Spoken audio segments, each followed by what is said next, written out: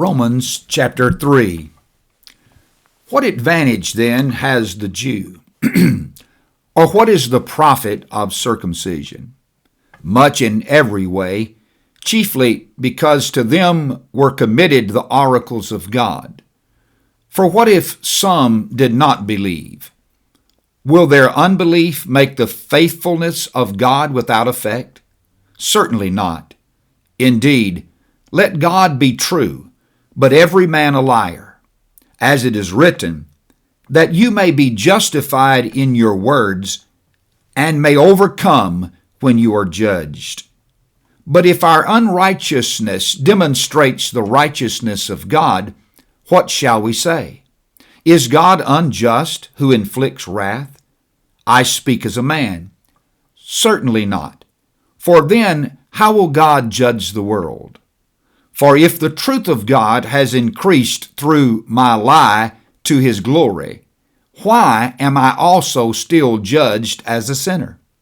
And why not say, let us do evil that good may come, as we are slanderously reported, and as some affirm that we say, their condemnation is just. What then? Are we better than they? Not at all. For we have previously charged both Jews and Greeks that they are all under sin. As it is written, there is none righteous, no, not one. There is none who understands. There is none who seeks after God. They have all turned aside. They have together become unprofitable. There is none who does good, no, not one. Their throat is an open tomb. With their tongues they have practiced deceit. The poison of asp is under their lips, whose mouth is full of cursing and bitterness. Their feet are swift to shed blood.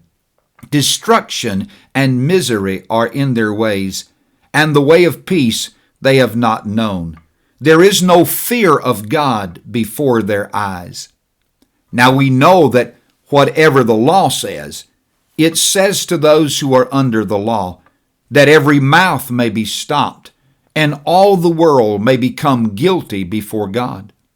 Therefore, by the deeds of the law, no flesh will be justified in his sight, for by the law is the knowledge of sin.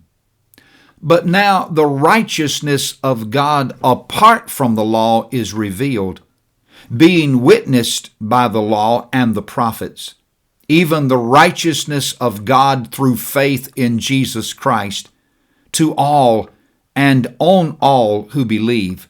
For there is no difference.